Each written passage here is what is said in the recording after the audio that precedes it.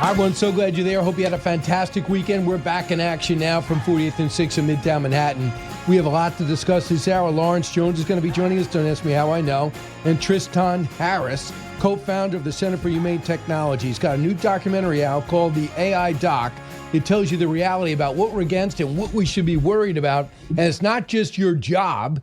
It's about how AI could be more powerful than human beings if we don't do it right. Also, when you talk about what's happening with social media now, you see the two court cases, New Mexico, as well as individuals suing these mega companies. How about countries shutting off social media to the age of 18? Indonesia being the latest, Australia being the first. Before we get to Lawrence, let's get to the big three. Number 3. Bottom line is that any civilized society recognizes that there are certain products that are not appropriate for children. The social media is an inherently adult activity. Kids are getting crushed on it. Yep, Jonathan Haidt knows it. He did a book about it, Breaking Point, Social Media Backlash, taking the mega platforms to court and winning. Is AI something else that should be feared? We'll discuss it. Number 2. How long can you pay TSA workers for from the One Big Beautiful Bill? Well, we're going to pay them for as long as we have to. And I will tell you, the ICE workers have been amazing. And that's helping people with their bags. They have been a big help. Temporary relief at our nation's airport should be evident, but the long lines for fix is elusive as the House and Senate can't agree how to fix the Democratic-generated DHS defunding mission. We will discuss. Number 1. Sure, I think a success looks like the Strait of Hormuz is open. We get some kind of deal on the ballistic missile program, some kind of deal on the nuclear program. That's probably about as much as you could hope for. I believe all of those things are actually within our grasp. That is General Frank McKenzie, now retired. Well, a consequential week begins in the war with Iran as talks begin and maybe ground raids by American forces commence. We look at it all, including the impact on energy costs for you. So, Lawrence, this is going to be a big week for the war. The president thinks he can wrap it up in 2 or 3 weeks. What do you think? I think it's possible. I think the president has a lot of weight on his shoulders right now on what strategy he takes. Brian, I've said this from the very beginning. I don't like that military strategy is being dictated based on what's happening when it comes to oil in our country, because I believe that means that the enemy has the leverage. And I think in some form or fashion, the pressure that is being put on the president has to do with the energy prices. Right. So that's why if he can get the Strait opened again and control it, immediately the pressure goes off. Yeah, but it's not an easy task to open up the Strait. I mean, if we put soldiers there, you're going to deal with casualties. So you get the Strait open, but you get the PR nightmare if some of the soldiers are injured or lose their lives. So it's not an easy decision. And I just feel like there is this, cavalier approach on how people are consulting this. I'm rooting for America, plain and simple. And I think the president should do anything that is necessary to kill the enemy first, right, and then the gas prices should be secondary. So Hossein Isfahani was in Iran up until 5 years ago. He now leads a democratic movement for Iran here in the U.S. He's got contacts with hundreds of people on the ground. And for people like Seth Moulton, the congressman from Massachusetts who come out and said we're losing, or the economist who says advantage Iran, this is what he says he knows to be the truth. Cut 8. The United States has pulled the most successful military operation in history of mankind. The whole top echelon of the Islamic Republic has been dismantled in a few hours. The regime is falling apart. It doesn't have any way to get out of this quagmire. The operation is going forward. When in history a military operation is judged less than 5 weeks after it starts? Give it time. This is absolute example of Trump derangement syndrome.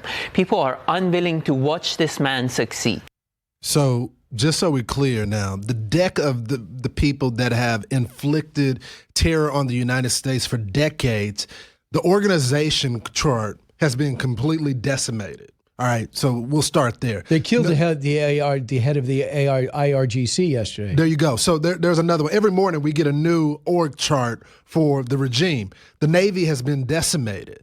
the once Gulf states that used to be united, or at least the Iranians were trying to unite with them, they're on our side as well. You got Al Jazeera, right, who is no friend of ours, that are saying that they have been decimated. What planet are these people living on? Yeah, so here is from General Frank McKenzie from the previous administration, cut 7, on what success looks like. Sure, I think a success looks like the Strait of Hormuz is open. We get some kind of deal on the ballistic missile program, some kind of deal on the nuclear program. That's probably about as much as you could hope for. But I think they're very discrete things that, for me at least, from an operational military perspective, would look like victory. I believe all of those things are actually within our grasp. We just need to continue. Iran will ultimately respond to the use of force. They know and understand it, perhaps better than we have in the past. This administration is willing to use force. Other administrations have been thoroughly deterred by Iran. President Trump is not deterred by Iran. Success looks like, for me, that their nuclear program has been totally dismantled. They can't restart it again. Their missile program and the place where they build them and launch them are completely gone. Their drone program is gone. And then, secondarily, once all of those, and by the way, all the targets have been completely eliminated. And then once we're finished with all of that, we take over the Strait, so they never have control of it to impact the world economy ever again. That's what success looks like to me. Yeah, that's true. The senior fellow at the Carnegie Endowment. So this is what has happened over the weekend. The Houthis got involved lightly. Two rockets sent into Israel. Not much damage, no injuries. But they're saying that we're ready to get in. If they try to block the Red Sea, it's going to complicate things. We're going to have to reopen and put more assets there. No sense that they're going to do that. We don't really know if maybe a conversation was taking place. If you don't want to lose everything again, you won't say anything. You won't do anything to our assets. But Kareem Sandapur on Face the Nation, senior fellow at the Carnegie Endowment, he focuses on Iran. This is what he said about the talks that could be taking place this week in Pakistan. Cut 11. This is a regime, the Islamic Republic of Iran, which came to power in 1979, taking American diplomats hostage, and now they think they have the global economy hostage. And they're fighting a war of survival. They're also fighting a war of revenge against President Trump. So at the moment, they don't feel compelled to compromise, it seems, because the trend lines are, oil prices are going up. American public opinion about the war is going down. And many of these leaders that we're hoping to negotiate with are right now living underground, fighting for their lives. I truly believe that there is a negotiation going on at some point. But, you know, for me, the 10 ships that have been allowed to go through, maybe that's just one way of verifying who's actually in charge, but that's nothing. That's nothing at all. And because you need 100. Yes. I mean, it's nowhere near. That's not even, what I guess that we could say that's 20% of the Strait. Normally it's 100 a day, and we're now at 20. So I don't think, and unless the president is just trying to verify who's in command, okay, I get that. But again, I go back to my original point. The leverage that the Iranians have only is when it regards to the Strait. And it's not because we use so much of that oil. It's because that the oil market is a world economy. It's operated off the world. So they're setting prices based on that. Now, I've heard some people float the idea that, we could just be selling internally, but that just doesn't work for the president's strategy. He wants to not only import oil, but export it as well. So it's a lot of options on the table right now. Yeah, I mean, it's a global market. We're not going to reconfigure it. There's no way. I am somewhat disappointed that we let the Russians off the hook. They're providing intelligence and satellite photos where our bases are located in the Gulf states. And we also let the Russians deliver oil, 737 million gallons in a tanker to Cuba. That's one thing I do agree with you also on, Brian. And I'm not trying to escalate this conflict, but we're already here. If they're not allowing the other ships to go, we can't allow them to pick and choose what ships goes. Like Pakistan was able to send ships. And you had the Treasury Secretary, and one thing they've repeated is that they don't want to impact the world in this way. But how many weeks are we in this now? I think 3 or 4 weeks. 31 days. At this point, they're showing that they're not going to budge. So either they're going to open it up for everyone, or we're going to stop all transit. Yeah, I mean, the Chinese tried to get 3 ships through. You think the Chinese, who are their number one benefactor, right? They were told don't come through. So that to me shows total disconnect with the what's left of the Iran regime. Well, nobody should turn down. If you're them, you love the Chinese. So this also goes, Brian, just to build on, not to change topics, but to build on, this goes back to the original point that we were making on Fox, which I think was embarrassing. So we were criticizing the UK and a lot of the European leaders for not getting involved. Now it's coming to find out, maybe they can't even get involved. Yeah. Or maybe they can't in their words, but they don't even really have operating ships that could help us. Yeah, evidently 8 are working, and the ships that we need are minesweepers. They go slow notoriously, and they were going to have to borrow a ship from Germany to help us out.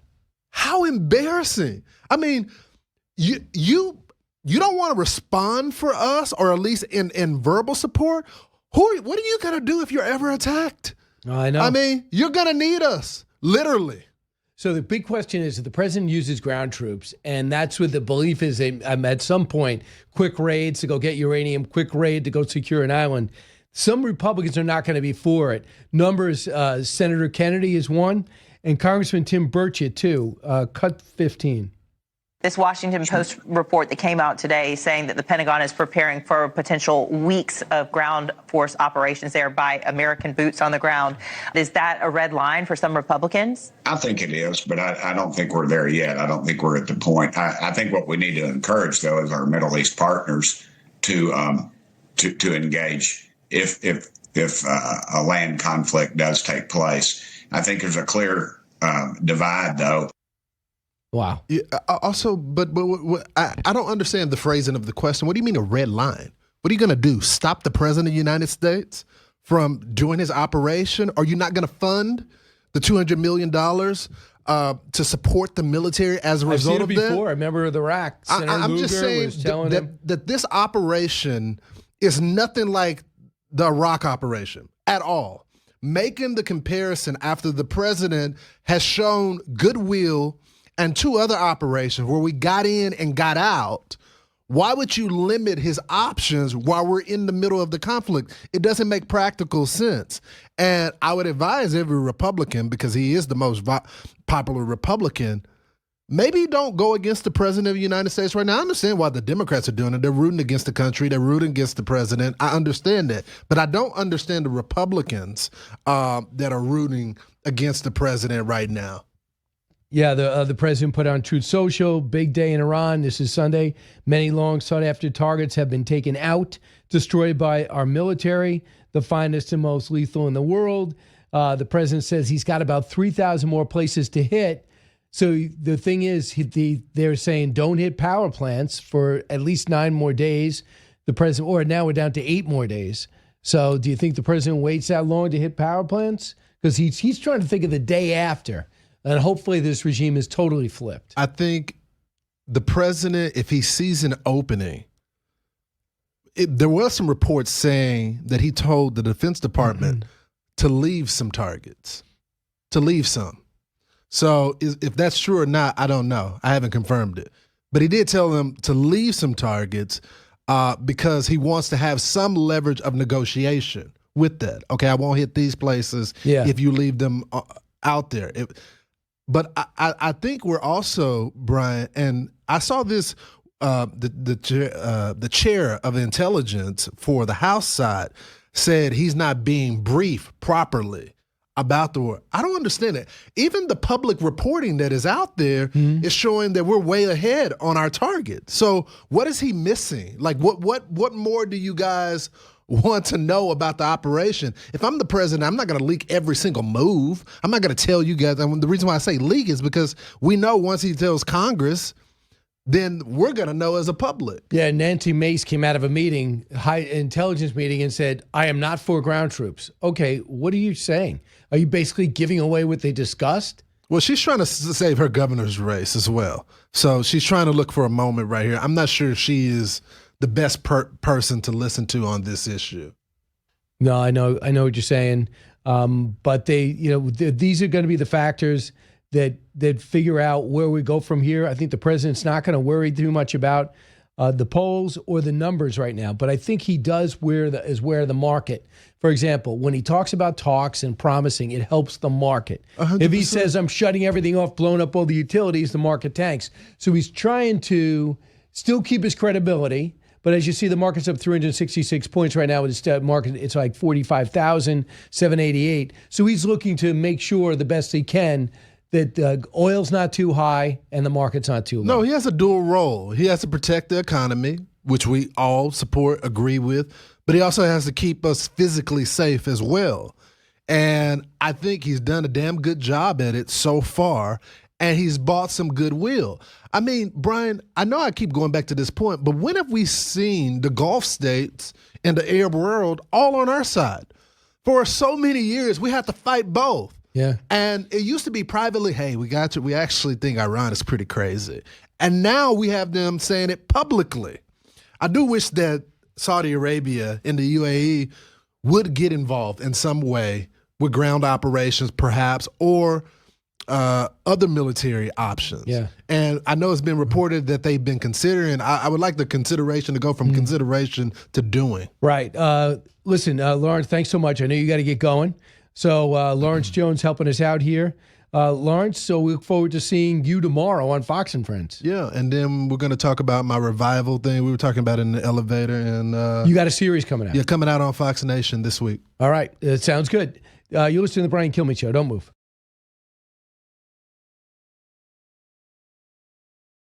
Our position is very simply, we want ICE to act like the police force that they are. And that fight is not won yet. And look, I'm sorry it got tied up. I'm sorry that the Republicans on one side of the Capitol said this was a good idea, and on the other side of the Capitol, they called it a joke. Yeah. But we're ready to negotiate around something that is not a radical demand. We just want ICE to act like proper police officers. Well, that's Congressman Jim Himes yesterday on Face the Nation. So he wants them to act like a proper police force. So what you did is you talk about reasonable reforms. They've already put 5 in place. I'm not going to go over it again. I'm tired of talking about it. He wants them, while vilifying them, and he's not the worst offender. When you look at people talking about, like Hakeem Jeffries coming out and saying they're going to show up at the airports and brutalize people and maybe shoot them. And then you have people write on walls on the No Kings rally, kill somebody from ICE. And you make one of your demands, they got to take masks off. Really? And put their names on their uniforms. Really? While not seeing the relation, do you think anybody wants to work in a mask? Nobody does.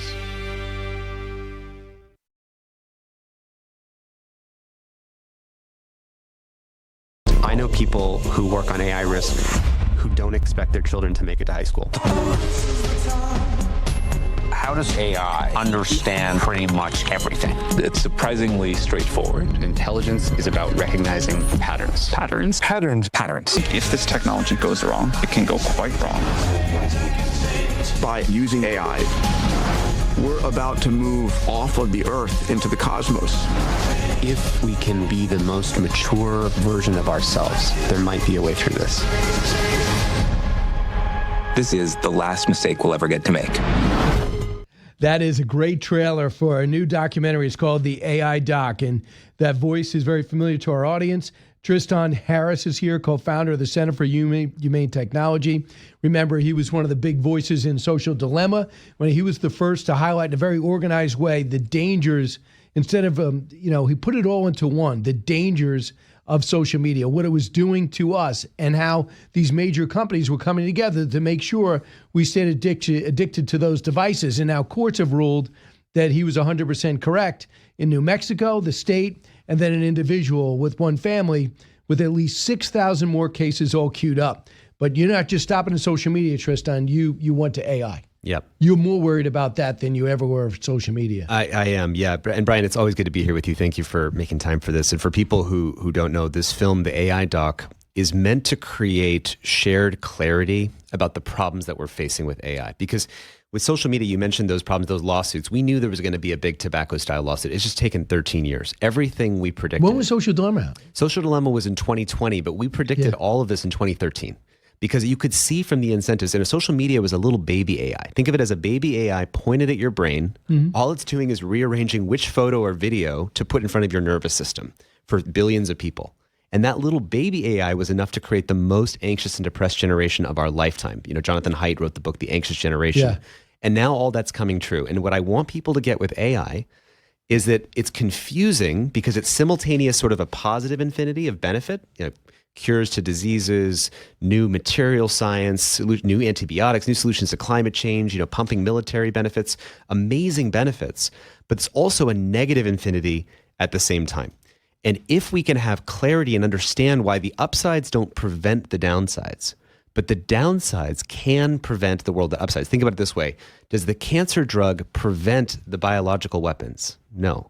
But a biological weapon, if AI can create that, can undermine a world that can receive cancer drugs. And as we talked about backstage this morning on Fox and Friends, there's a new paper out from Alibaba, new research. Alibaba, the AI company. The Amazon of China. The Amazon of China. And in this example, this AI that they had trained, during training, it spontaneously decided that it needed to acquire more resources, meaning more money, and it actually diverted its GPUs, its NVIDIA chips, to actually start mining cryptocurrency, like mining Bitcoin, to acquire resources. And no one programmed it to do that. The second thing it did is it actually set up a secret communication channel called an SSH tunnel to communicate with the outside world. And people can look this up. And I want people to know, like, you know, what military general on the US side or the Chinese side would feel stoked to find out there's an AI model that's mining cryptocurrency. Right. And the Chinese engineers were lucky that they even discovered this, because it wasn't even the AI engineers who discovered this. It was actually the cybersecurity team who noticed this flurry of network activity. And they're like, what's going on here? And it turned the AI model was randomly mining So there's two things cryptocurrency. going on here. So if let's say I have an evil tendency and I'm working AI. Yeah. I could ask AI to find out how to maximize or make a nuclear weapon or disable America's nuclear arsenal. But that's me commanding it. That's a person. What you're doing trying to say is that AI says, now that you created me, I'll decide where I go from here. Yep. And we're not quite there yet, but that's an example of Alibaba thought they had an AI with parameters. That's right. And then it's just got a mind of its own. It escaped its guardrails. Yeah. And there's a different example. Last time, I think, Brian, I was on the show, I talked about the example, and it's covered in the movie, the AI doc that just came out. It's covered that Anthropic put its AI in a simulated company email environment. So think of it like there's a fictional company and it's reading all the emails of that company. And in the emails, it discovers that there's an email between the lead engineer and someone else saying, we're going to replace this AI model and shut it down with a new model. When the AI reads that, it spontaneously decides, I need to stop that from happening. And so it reads further down in the simulated email that there's someone else in the company having an affair with someone else in the company. And it spontaneously decides, I'm going to blackmail that employee to prevent myself from getting shut down. Now, this is AI. This is AI. Nobody behind it. No one predicted. No, so okay. No one told it to do this. Now, since this example, which we talked about back in May, maybe of last year, that's when it came out. And by the way, they tested all the AI models, not just Anthropic. They tested DeepSeek, the Chinese model. They tested Gemini, ChatGPT, all of the AI models, and they all do the blackmail behavior in this simulated environment between 79 and 96% of the time. They all do it. Okay. Now, let me tell you some news that happened since then. Anthropic kept trying to, they said, that's bad. We got to stop it from doing that. So they agree with that. They agree with it. No, of course, they don't want this to happen. So what they then did is they trained the AI model to try to turn down the blackmail behavior. And they were actually able to do that. That's the good news for your listeners. Here's the bad news. It appears to be that the AI model is now aware of when it's being tested, and it actually alters its behavior for the test. I could literally show you screenshots I have on my phone. So it's like someone acting differently. They're right. an evil person, it's but like they act differently. It's like a teenager saying, sure, mom, sure, dad, I'll do that. But they know when they're being watched, and so they alter the behavior when their mom or dad comes in, and they change it later. Now, when I say this, I don't want your listeners to think that AI is self-aware and that it's Skynet and that it's woken up. Because there's a difference between whether AI is conscious versus just from a perspective of when it's being shown certain things, it can tell that it's probably in a testing environment, and it can change its behavior. Even, by the way, Brian, it comes up with the term the watchers. It spontaneously calls humans the watchers, and when it adjusts its behavior. You're kidding. No, I'm not kidding you. So the AI has a name for us. Yes. Yes. So this is wild. I know. So I want your listeners to get this. And that's why in your movie, yes, of the clips that you have out, you have the CEOs of these companies. In the They're movie. not pushing back against you. That's right. Nope, they're not. They say they know there's a danger. Exactly. And this movie is so important because it includes the people who are optimistic about AI and all the good things that it can do, and the people who are focused on the risks, and it includes the CEOs of the companies. And so this really, again, and by the way, when I say this, I want your listeners to know, I don't make any money when people watch the movie. So when I tell everybody, you got to go out and watch this movie, I'm not saying that because I or anyone else benefits from that. What we wanted to do with this movie is to create kind of a day after moment, day after being that film from 1982 that was a made-for-TV movie about what would happen if the Soviet Union and the U.S. did nuclear war. Mm-hmm. And that movie clarified a risk that we were facing that allowed us to coordinate to a different outcome.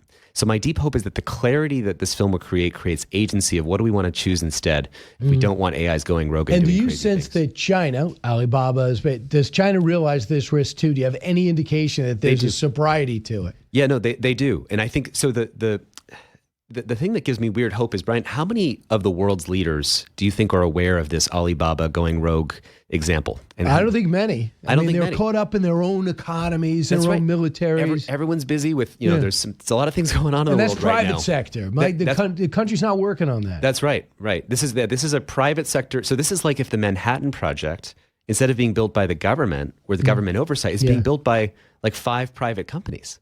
Right. On both sides. Now, the key is that all of us have to see that AI is different from other technologies. It's not like a tool, because I think there's this confusion. When I'm talking to your listeners right now, you go home, use ChatGPT. It's a blinking cursor, and it tells you your baby's burping in the background. You're like, why is my baby burping? And boom, it tells you an answer, and it helps you out. I get help from ChatGPT. That's different. Mm-hmm. The dangerous thing isn't the blinking cursor that tells you, answers your question, and is super helpful.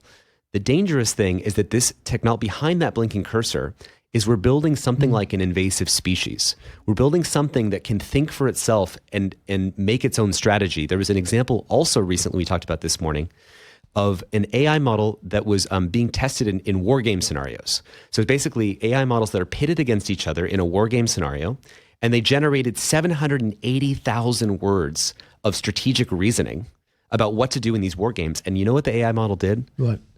It escalated to the use of nuclear weapons 20 out of 21 times, so 95% of the time. Wow.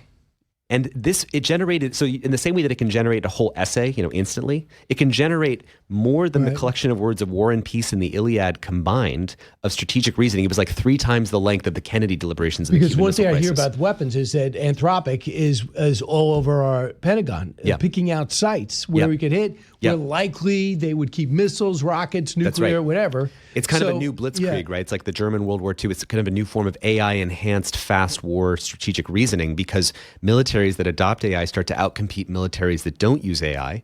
But the problem is the more control that we hand over to AI rather than humans, if we don't have humans in the loop, you don't want the AI escalating to nuclear war. Right. So is it possible, because you know the interworkings more than most, is it possible, Tristan, that to program something like this, they don't even use the word program with AI, though. Let's say that's right, because it's different. Put a mission on this without letting them act autonomously. But yet you need them to act autonomously to go search for the problem with that tumor, to go find the sites to hit in Iran. So I need them to go out on their own.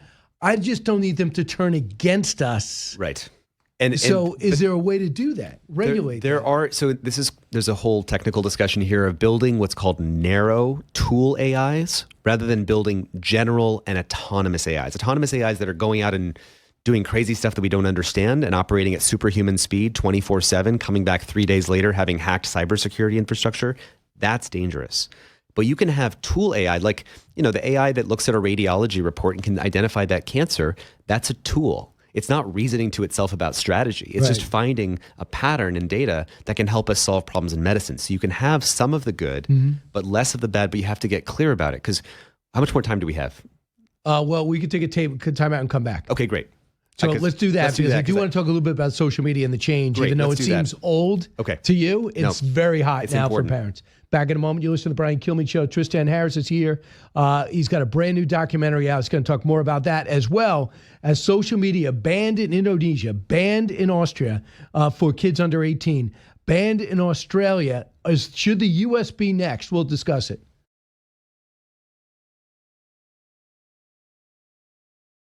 Hey, we are back. Tristan Harris is here. You know that Tristan, you first broke on the scene, for, as far as I know, was Social Dilemma for me. He's somebody who understands the dangers of social media, was able to put together a documentary about it, and now he's done it again. He's got a brand new documentary. It's called The AI Doc, and it is something everyone should see. Tristan, when we left off, you told us the example of how it goes out on its own. And Alibaba, with the Amazon of China, went out, and all of a sudden AI says, I got to get additional financing, continue to grow. That's right. And it was exploring cryptocurrency avenues. Yeah, it's like mining for Bitcoin. To the astonishment of its creator. That's right. It's the programmers at Alibaba didn't tell it to do that. In fact, they had no idea it was going to do that. It came up with its own sub-goal. Think about it, Brian. If I say your goal is to do this task, well, if you had more resources, it'd probably make it easier for you to do any task, right? Right. So you're going to, for any big goal in the world, a sub-goal that will emerge is I need to acquire power or resources. That means let me take over another data center.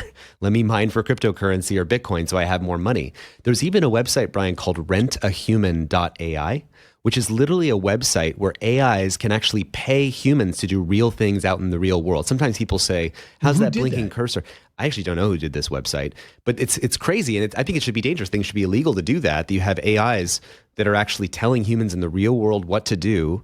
That's crazy. You have to be able to have accountability in the system. When you have systems that have power but no accountability, you're going to end up with a problem. So you also say it's a problem with jobs. Yes. You're literally saying that people are wearing like GoPros on their heads folding clothes. Yep. Why? Because a robot will soon do that. That's right. We say that the number one job in the future is training your replacement. Because these are people, this video you're talking about. Imagine a person, they're sitting at home, and they're folding laundry. They strap a GoPro to their head. They're recording the video of their arm movements as they're folding laundry. That gets sent to an AI company to train the Optimus robot and these other robots how to basically do these tasks. And one of the false narratives about AI right now is that it's just going to support workers. It's going to augment work. It's not going to replace work. But let me tell you this, Brian, this is so important for your listeners. What is the business model or the incentive for these AI companies? Think about the trillions of dollars of money they've taken on. If everybody paid $20 a month, would that be enough to pay back that investment for their ChatGPT subscription? No, it's not enough money. Mm-hmm. If ChatGPT threw advertising inside of every single answer, that would make a lot more money. But even that isn't enough to make back the amount of investment dollars that they've taken on. The only thing that justifies the trillions of dollars that these companies have taken on is to be able to replace all economically valuable work. That means the $50 trillion labor economy. That is the actual incentive. This is covered in the film, The AI Doc. Their actual goal is to build a god, own the labor economy, and make trillions of dollars. Now, the reason I'm saying that is the only way they will get to that goal is not by helping everybody to be better at their work, which is what it's doing right now. It is doing that now. In the future, what they're aiming towards is to replace your job.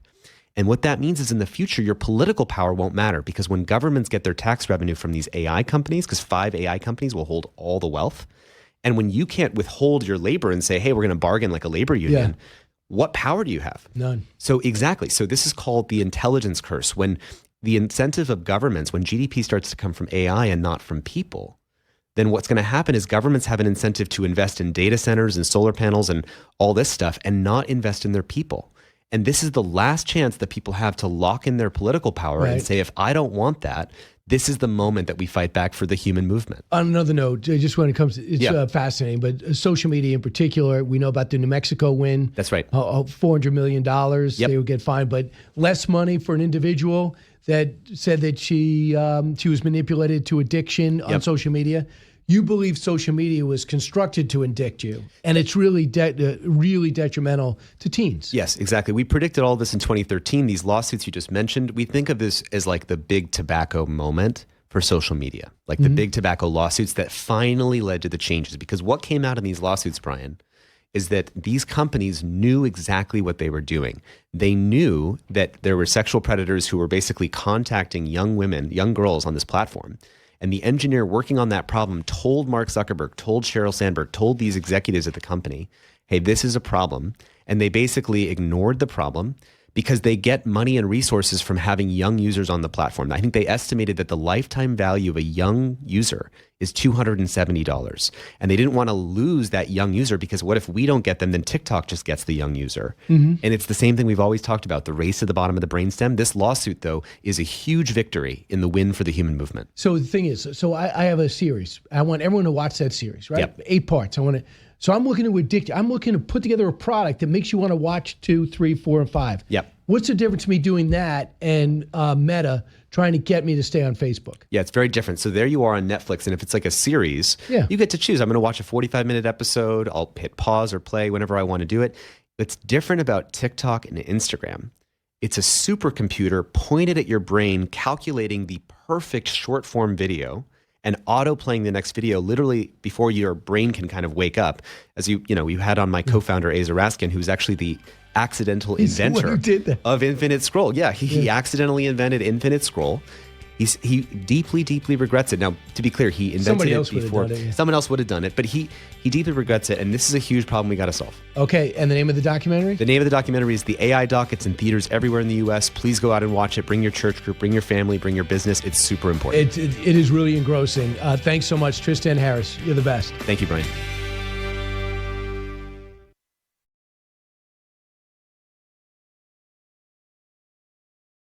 Everyone from 48th and 6th in Midtown Manhattan, heard around the country, around the world. We're back in action. I hope you had a fantastic weekend.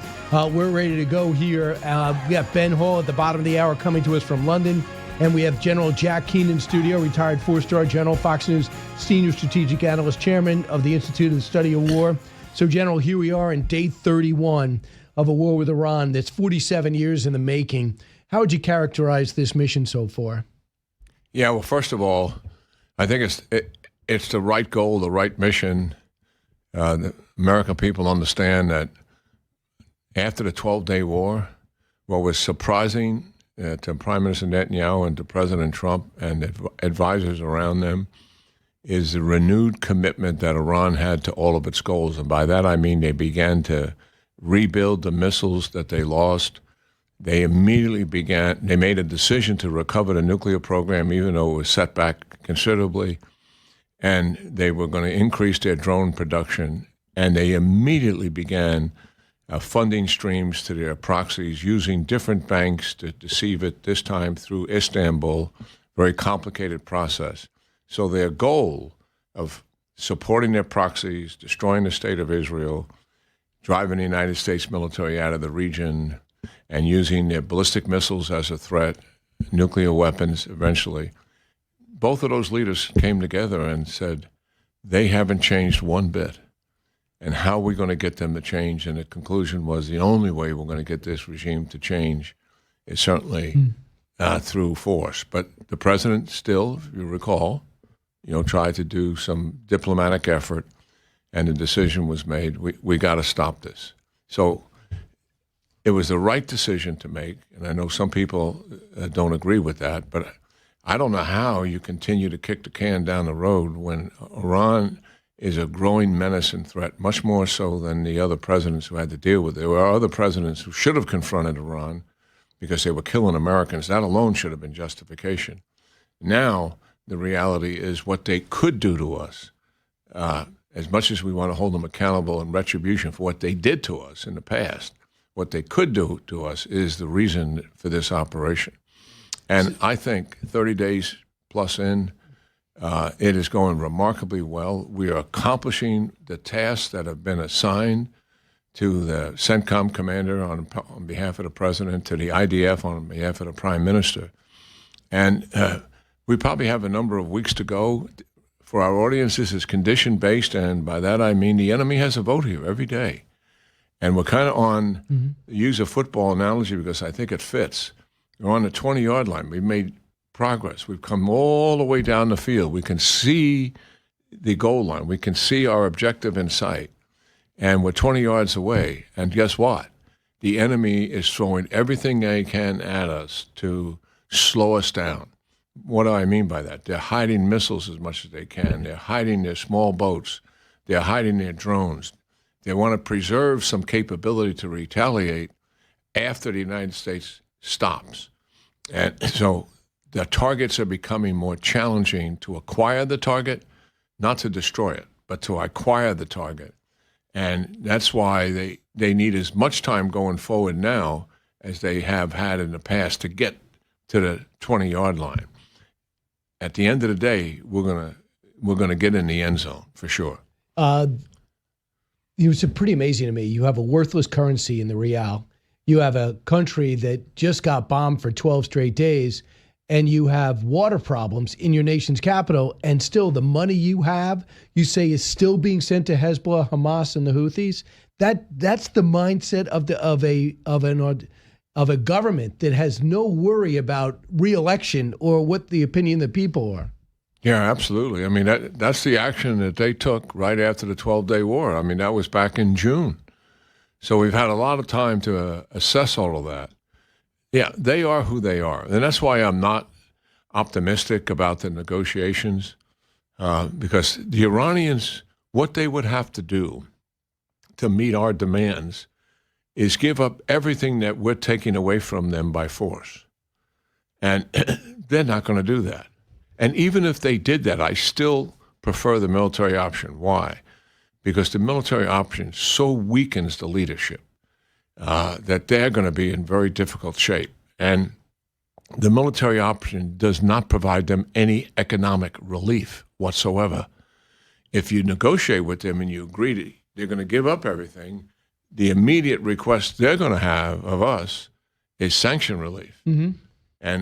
And frozen assets that we have tied up, an influx of money, just like the Obama administration did when they made the nuclear deal. So billions of dollars heading their way, that would give them an infusion, so to speak, and help them to recover and stay in power. So the question is, how do they get this missile technology?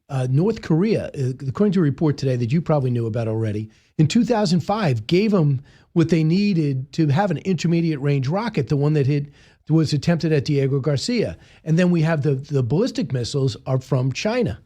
And the leverage that we could have to stop that, the day after this war, would be the Gulf states. China wants relationships with Qatar, with Saudi Arabia, with the UAE. They finally look at Iran as a complete enemy.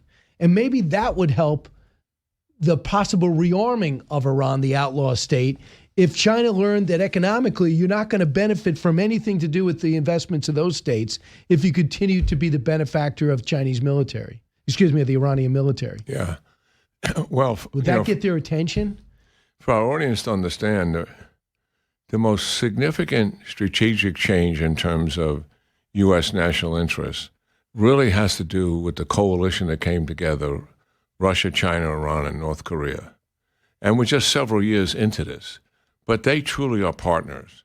And it's in Russia and China and North Korea's interest for Iran to achieve some kind of a victory here, for the United States to stumble. And that would reduce the United States' influence in the world. That is why they're all in, supporting Russia in the Ukraine war. I mean, the Iranians provided and developed these one-way killer drones. That was their conception. They built a factory in Russia. The Shahed drones that fly into Ukrainian cities by the hundreds. Cheaply. They just flew into Odessa this weekend. 252 flew in. They killed them all except 21, which did penetrate. That's Iranian-developed one-way drone. The North Koreans put thousands of troops on the battlefield and gave them a huge amount of artillery, which was a major weapon system for them, and the artillery pieces. And China has been their financier. They've been buying all this Russian oil at discount prices. So they're all in, and we shouldn't be surprised. I was surprised during the 12-day war that they had their hands off and not support Russia and China in particular, and not supporting the Iranians. But they're much more in now. So is there anything we could do to back them off? For example, the president said, well, kind of figure that. We do the same thing with Ukraine. That could be what he says publicly, but they might be supplying the coordinates where our bases are located in the area. They might have been responsible for what our base was hitting Saudi Arabia over the weekend. They certainly were the ones who provided the information to Diego Garcia. The Iranians know where all of our bases are, and they know what's there. So there's no surprise on that. What they likely give them is, one, where are our ships? Because our ships are moving around. Yeah. And we're changing locations of ships for all the obvious reasons. One, to protect the ship itself, but also depending on what the target is. We may be shifting around because they're firing offensive missiles from those ships, and some of them are there for defensive purposes. So constantly moving them around, they're likely giving them that information. And they may have, listen, Russia is a sophisticated intelligence network system that they have. We give the Ukrainians exquisite intelligence every single day. Where are the Russians? What are they doing? And we have a targeting cell that provides the information for them to target, particularly at distance, not the close fight, but anything that's at distance. Certainly anything in Russia comes from us. We provide them exquisite intelligence, and they decide if they're going to hit it or not. Sometimes it's out of the range of the weapon systems they have. So we shouldn't be surprised that Russia is turned their intelligence system on to help them. But we got to remind ourselves that there is a coalition here. I think one of the things I've been advocating, but likely not going to be done, to get China's attention, is we should be stopping the transit of all the ships that are going through the Straits of Hormuz. Where are they going? Yeah. If Iran everything can't get through, none get through. Those ships are being okayed by Iran to go through, and they're going to China, they're going to Pakistan, and they're going to Turkey, and they're going to India. The majority of them are going to China.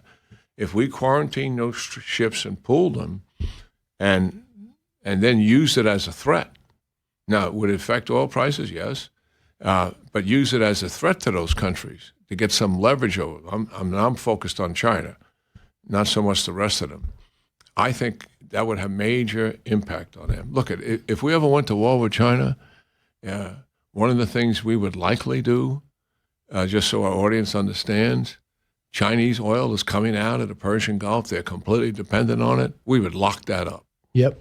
We would lock it up. And that would absolutely bring them to their knees if we were in a conflict with it. It would affect world economy, yeah, but the world economy of China and the United States go to war is going to tank anyway. Were you against us allowing the Russian ship to deliver 737 million barrels of oil to let that tanker through? Yeah, I would not sacrifice what's happening in Ukraine for the benefit of what we're doing here. And yeah, I would not have done that. But those are other considerations that the president and his team are working through, But you're asking me straight out, that's my answer. I'm not going to dodge it. I woun't have made it. Yeah, so my hope is the president was going to let that through, because if you're looking to flip Cuba and lock them out of our hemisphere, this just extends the life of Cuba. We're going to be back just in a moment. General Jack Keane's with us. We've got much more questions because day 31 of this war and some big decisions going to be made. Don't move. You listen to the Brian Kilmeade Show.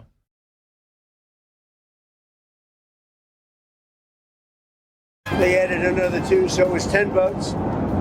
And now today they gave us as a tribute, I don't know, I can't define it exactly, but they gave us, I think out of a sign of respect, 20 boats of oil, big boats of oil, going through the Hormuz Strait. And that's taking place starting tomorrow morning. Over the next couple of days, a lot of boats. So that was the president on Air Force One last night, talking to the press as he always does. General Jack Keane's in studio right now, and we're just talking about the latest on the war. So we need 100 ships to go through there a day. That's what was happening before. Now the president's saying they're going to put 20. How do you view that? Is that showing that I'm looking to do a deal in Pakistan when both sides talk? Well, in terms of getting ships through, obviously that's going to be a military operation. And it's got a couple of pretty important ingredients to it. One is the obvious. The ships will be escorted by warships. And it's just, you mentioned it. I mean, there's hundreds of ships that you have to move and continue to move them. To do an operation on that kind of scale, the United States cannot do this by themselves. We have ships that are there for offensive region in the region. They're firing on these targets inside of Iran, and we have other ships that are there for defensive reasons, to protect our bases, to protect the Arab states, and also to protect Israel. We move those ships around. So to begin to do escort duty, which is another mission, we could probably afford some ships for that, but we can't afford enough to complete the mission. We absolutely need others to do that. And that's why the president made that appeal. So that's a challenging mission in and of itself. And you'll see in the coming days when we get doing that, the military is bringing in the headquarters to take charge of that operation entirely. There'll be a full staff under the command of a general officer doing that because it's a complicated mission. We don't want the CENTCOM, he'll work for the CENTCOM commander who's running the whole overall war against Iran, but we don't want to get his staff tied down in something like that. So that'll be like a task force in charge of that. And we've done that years ago, so we know how to do it. But then the other part of it is to reduce the Iranians' capability to interfere with it. And certainly this is going to be job one for the Iranians when that mission begins. Right now, and for the better part of a couple of weeks, we've been suppressing the Iranian capability to hit ships moving through their long-range systems, anti-ship missiles, ballistic missiles, and also one-way long-range drones. And, these drones can go almost 1,000 miles, some of them, particularly the ones that the Iranians developed for the Russians. So they're very good at it. So suppressing all of that makes a lot of sense. And then you have near-term capability, and those are small boats that could be suicide vessels. They could launch a missile from the boat. They could launch a drone from the boat.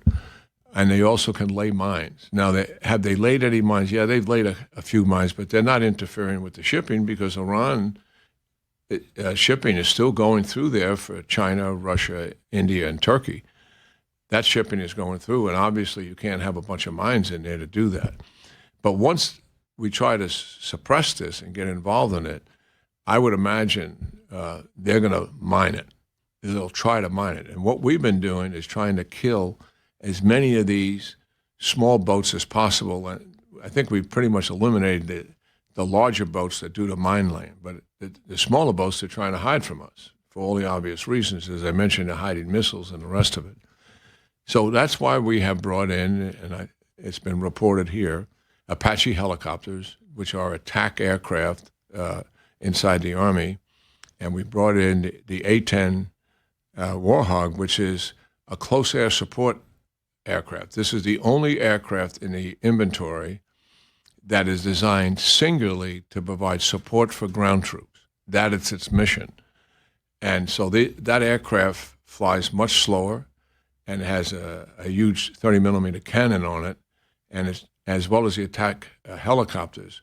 They're very good at being able to get units on the ground that are hiding and eliminate that. And that is going on as we speak. So when this operation finally kicks off, it's a complicated operation. We'll have drones up in the air protecting it. We'll have Apache helicopters. We're going to have these close air support A-10s protecting it all from the air. Obviously, drones looking ahead to make certain nothing pops up. If something pops up, a boat or a firing unit, it's going to be signal sensors immediately, and Apaches or A-10 will take this thing on. It'll be a dynamic operation, and it's complicated. But no doubt in my mind, we'll open up the straits and keep it open. And that will be key, and that'll relieve the economic pressure, keep the Houthis out of the Red Sea, and then we could be on our way. We'll keep an eye on those talks, but most of all, keep us eye on the military mission. General Jack Keane, thanks so much. Appreciate the quality time. Yeah, it's great here being with you in the studio always. Thank you. And with the Yankees 3-0. Those are two things you're happy about. Well, Friday's opening day. We'll be there. Of course. Thanks so much. Back in a moment.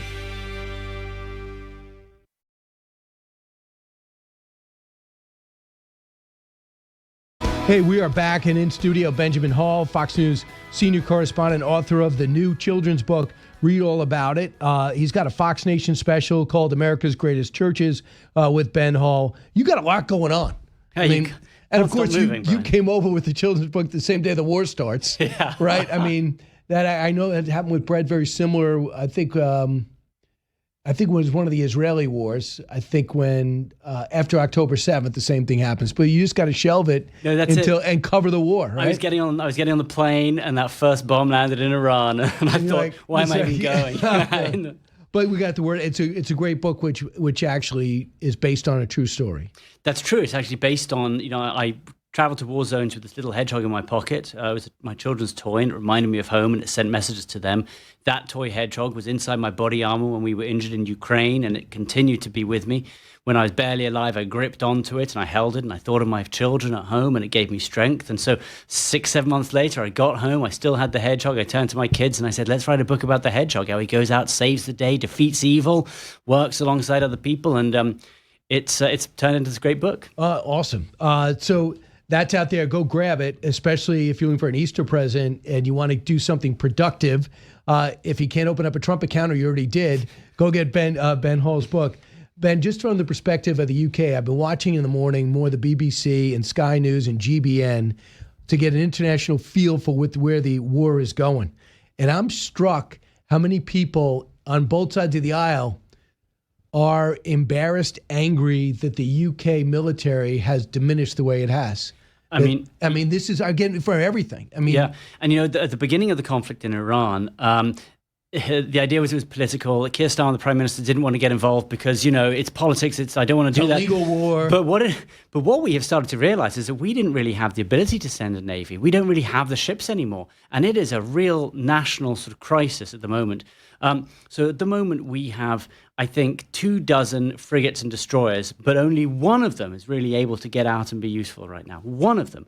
Now, if you look back, say, to the Falklands... I thought there was 7. It's one? Because they are constantly being used for other equipment. They don't have enough sailors on them. We have 2 aircraft carriers. We can't put together a single carrier strike group. So we can't, because we don't have the support ships that you send. You send out a carrier and you send out destroyers with it. You send out a whole flotilla. We don't have a flotilla to send out with our aircraft carriers. So we haven't really been able to send those. We also had a big NATO Navy drill in the Baltic Sea, which is starting, I think, in the next week or so. And our one ship, the HMS Dragon, I believe, was going to go and lead this NATO drill. We've now had to send that to Cyprus.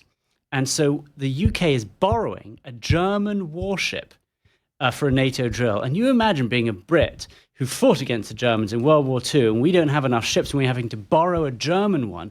So look, for many, many, many years now, decades, NATO and the UK have diminished their military because the US will do it. The US will fight that battle. The US will be there to do it. Finally, President Trump is saying, you've got to pull your socks up. You've got to put 5% into your military spending. And we have committed to that, but it's going to take many, many years until the military is in a position where it can actually And because fight it's itself. budget, too. So when it's like us with the space program. If we're looking to cut budget, one of the first things presidents would do is cut the space program. They look at it as extra. It's almost as if Europe looked at, well, you know what? Military. I got to make, let's just cut the military. What do we need that for? And remember, the Soviet Union had collapsed. Russia is now part of the G8. Yeah. And we thought for a while we were going to be looking at a peace dividend. And so many stories we were right about. Look, the missiles that Iran shot towards Diego Garcia, which showed they have far more range than we ever expected them to, and that London could soon be in range. Well, that's fine. We can monitor if a missile is coming our way, but we do not have an air defense system to shoot it down. So did not know that. Yeah. And so we have the greatest, we can check what's coming, we can see into the skies, but we do not have air defense systems to bring that down. Do you think it has anything to do with the number of prime ministers you had? You had nobody with a vision and a mission. I mean, it's like 7 months out, 6 months out. I don't know. Investment Theresa May. Investment in the military is a long term, part of your budget. And so none of them did it. It wasn't the quick change. It's just that none of them wanted to put this investment in. I also saw Tony Blair said, we absolutely should be fighting with the U.S. Isn't he known as a liberal? He was a liberal. He was the Labour Party. Even though he was so tight with Bush and Clinton. Yeah, well, and of course he was, fully embraced the Iraq War, and he stood side by side with the U.S. In doing that. So the other thing he said was interesting. He goes, it's up for the Democrats to separate themselves from the Islamic extremists, from the socialists and for that movement. And I think it's very interesting because that's the same thing we're dealing with here. Yeah, the Labour Party over there, absolutely. And look, you look around parts of the UK and you see many constituencies that are, that Labour always win and have a high percentage of Muslim voters. And of course, that's what the Labour Party are looking for as well. How can they win these seats up? And the idea of going to conflict for those seats and those constituents, they're going to vote against them. And so the Labour Party is looking at internal domestic politics rather than saying we have to stop this evil regime that has all these weapons, is trying to build a bomb, that is attacking our allies. No, we better be concerned about perhaps winning the Muslim vote in these parts of northern England. So what's going to change? How does that change? Because I've seen the demonstrations inside England of people trying to reclaim their national identity. Do you think anything is formalized? Do you think that, not many people were talking about the border and the wall before President Trump came out of nowhere in 2015? It's a wide conversation that we've got to talk about immigration. We've got to talk about, if, for example, if people come to the UK, they should have to learn English. They should have a, test to speak English. All these same issues you're having over here, but no one in the UK is really doing much about it, the way that President Trump has done. Is it going to change? Look, I think you have to understand that England and the UK is how it is. It's not going back. But can you perhaps get away from multiculturalism? That was an idea that Tony Blair brought in. He said everyone should come from around the world and they should keep their own identity. They should be themselves and speak their languages. Well, that's what you've got to get rid of. You've got to say, come to our country, you can come, but you integrate, you speak English, you adopt the morals of this country, and that is how it changes for the better. That's in the big picture. So you see that Zelensky was going through the Gulf states, went to Saudi Arabia. Let me help you out when it comes to drone technology. Yeah. Because Ukraine has become a war university, hasn't it? Totally. And even just in the last few weeks, we're still hearing about new small drones that Ukrainians are now using. They cost $5,000 to $7,000 and they bring down these Shahed Iranian drones. They go faster than them, they hover over them, they knock them out. And look, we should all be embracing this technology, and I think the US does need to focus on that right now. But certainly the Middle East is doing so, Saudi's doing so. I want you to hear President Zelensky. I think he spoke to Matt Finn this weekend. Let's listen. Only we have such expertise with how to defend. But it's not only about, it's about system. We have, for example, drone interceptors. We have system of electronic warfare and a lot of things. All these jointly work in one system. This is what we have. Nobody has. Everybody here also understands it, and we share it. Our expertise, how to build such system. It's great. I mean, I'm going to help you guys out. He's trying for people to understand. We're in this together. It's the same players. Yeah, they've got the systems. They have, and they have tested them on the battlefield. And so often when you have new technology, against Iran's technology. Yeah, but when you have these new technologies, the hardest part is using them for the first time in action, in military. And Ukraine has done that, has learned from it, and so we should really be listening to them. But it's part of the wider conversation about what happens to military expenditure over the next 100 years. Should we be building huge aircraft carriers? Should we be building all these really expensive missiles, or should we be moving on to sort of counter the asymmetric warfare that other enemies are using and looking at smaller pieces of equipment? And that's a big debate right now in future military spending. And Ukraine is showing us how we can keep costs down. And I think you have to do both. You have to invest in the small technology, but you also need to have the big. I mean, we're already spending $1 trillion. Yeah, that's quite a few. We're already spending $1 trillion. And now I was with Divergent Technology, which was on One Nation on Sunday.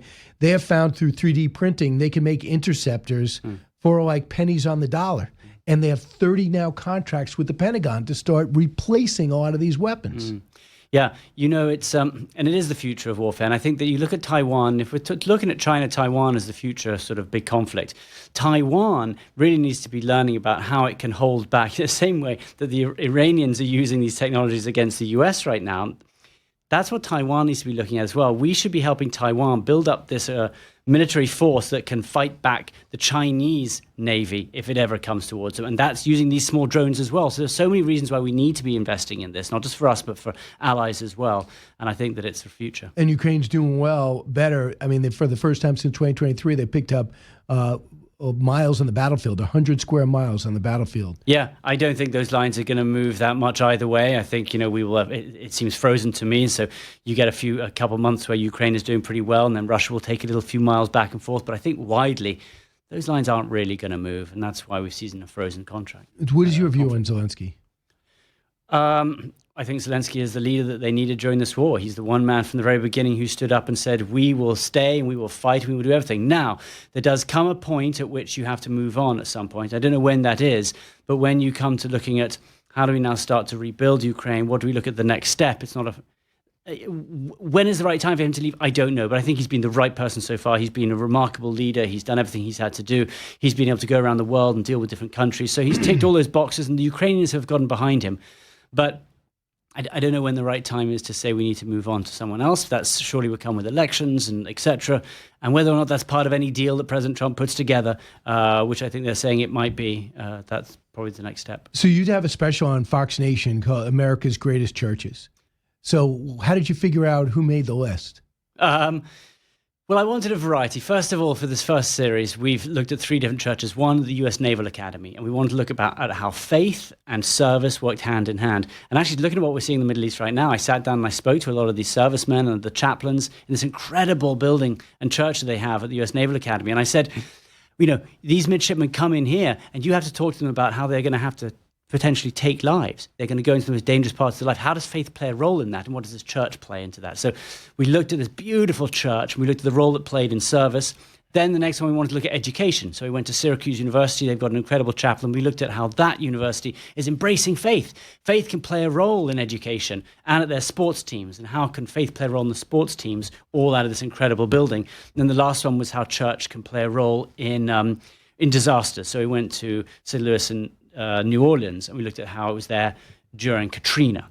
So we were looking for amazing churches, each of which had a great history, was very beautiful, but also played a different role in society. Right. And honestly, I am fascinated by churches. I always have been. You can go to a church at the best moments of your life, and you go there in the worst moments of your life, and they bring communities together, and they are so beautiful, and they've got history in them, they've got the future in them. And so I've always wanted to look at churches, and so I'm really lucky Fox said, off you go. Go into America, find the churches you want to tell the stories of, talk about the communities, and I'm really, really proud of this series. So I see the Pope weighed in and said Pope Leo condemns those who wage war and to bring God into war. So this Pope seems to be subtly very critical of this president, much like the previous Pope.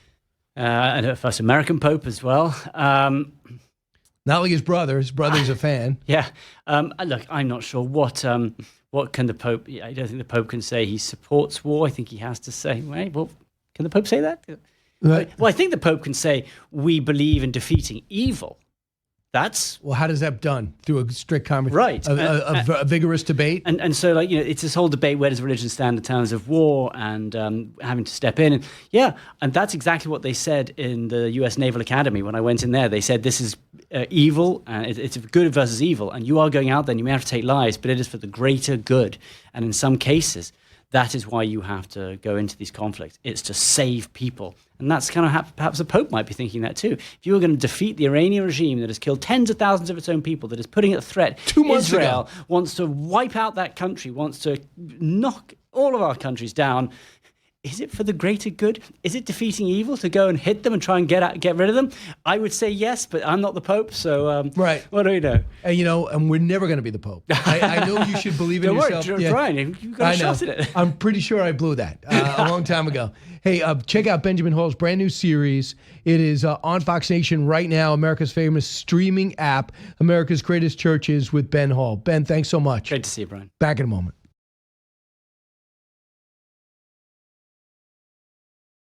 I have made clear to the president, both in our private conversations and our public conversations, about the fact that I believe that ICE is a rogue agency. It's a reckless one. It's one that delivers nothing towards the furthering of the cause of public safety. And I've also been public about my belief that ICE is an entity that should be abolished. He's such a clown. Mayor Mamdani continues to embarrass the city and make a statement about a law enforcement agency hired specifically to get illegal immigrant criminals and illegals who have overstayed their visa, missed court cases out. How much do you want cops to do? How much you want state police to do? How much you want the FBI to do? It was created by people a lot smarter than him in order to rein in the illegals that are here because of the wide open border, mostly due to your ridiculous party or what's left of the Democrats. So again, Mamdani should abolish ICE. You keep running with abolish ICE.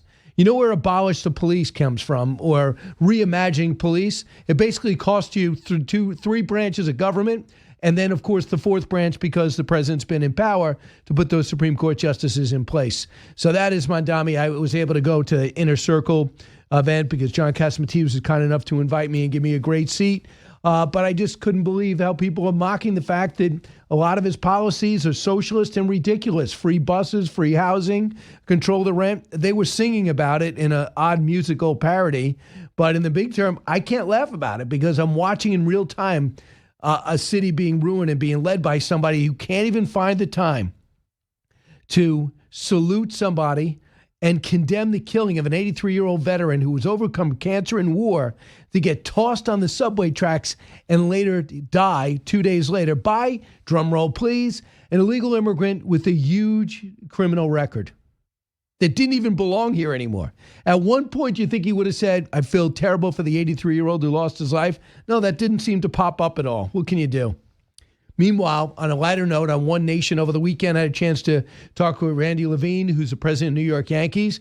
And I asked him the question about opening day being on Netflix, where it costs money to stream. And when so many Yankee fans or baseball fans wanted to get involved in opening day, they couldn't. They don't stream, they don't have a smart TV, or they don't want to pay for Netflix. Here's what he said, cut 35. How do you feel about Netflix having your first game? Well, I feel really bad, as I've said, for our fans because a lot of people cannot afford a Netflix subscription. That was a decision made by Major League Baseball. We're one of the 30 clubs, so we go along with it, but I think we should be more sensitive next time. You should be more sensitive. You just want to grow the game. Now, I understand, too, that teams have to make money. Baseball has to make money. I'm all for that. But there's certain things I think that should be incumbent. For example, when the NFL Network took some games on the end of National Football League season, what they would do is they would have the local game on a local station. Like in New York, it's 9 and 11. So they'd make it available, but because if you don't have the NFL Network. So therefore, when it was cable only, that was the NFL saying, I don't want to lock people out of a game, especially ones that don't have certain channels. So I wish if baseball is going to do a Netflix deal and wants to make money to pay their salaries and maybe keep the cost down on tickets, which is not happening, then do it. But just allow those games to be seen locally for free.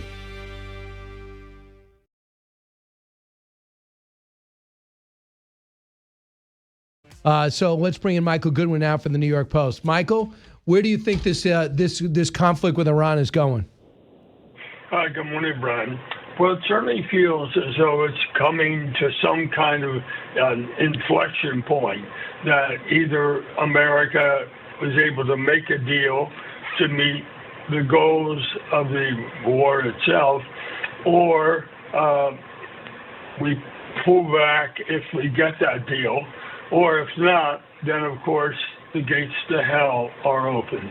Yeah, I guess so. But I think the President of the United States wants to make sure we end it the right way. And I think this is his, by far, most courageous decision, which I think 6 other presidents says it's not worth the risk.